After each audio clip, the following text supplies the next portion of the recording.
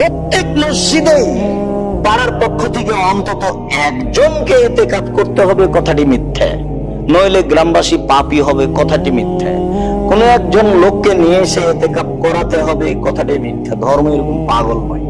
আয়েশা রাদিয়াল্লাহু তাআলা আনহা বলেন, কানান নবী সাল্লাল্লাহু আলাইহি সাল্লাম ইয়াতাকিফুল আশরাল আখিরা।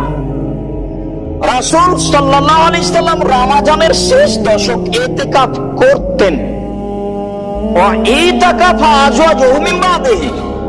রাসূল সাল্লাল্লাহু আলাইহি সাল্লাম যখন দুনিয়া থেকে চলে গেলেন, তখন তার স্ত্রীগণ রমজানের শেষ দশক ইতিকাফ করতেন। অত্র বুখারী মুসলিমের বিবরণে বোঝা যায় যে ইতিকাফ করা একটি রাসূলের পক্ষ থেকে সুন্নাত কাজ।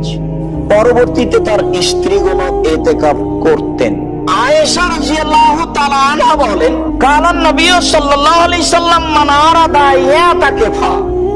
কোন মানুষ যদি ইতিকাফ করতে চায়,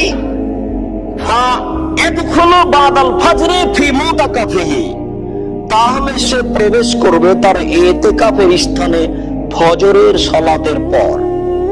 অত্র মুসলিম গ্রন্থে ইতিকাফের ঘরে ফজরের সালাতের পরে ঢোকার কথা বোঝা যায়। বিবরণে একাধিক হাদিস অনুযায়ী বোঝা যায় আসলে প্রবেশটি মাগরিবের পরে।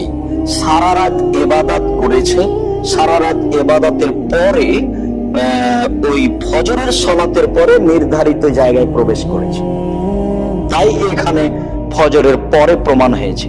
অন্যথায় 20 রমজান পার হওয়ার পরে 21 রমজান মাগরিবের পর থেকেই শেষ দশক আরম্ভ হয়। অতএব ইতিকাফ শেষ দশক করতে হলে 20 রমজান পার হওয়ার পরে 21 রমজানের মাগরিবের পর থেকেই ইতিকাফ আরম্ভ করতে হবে।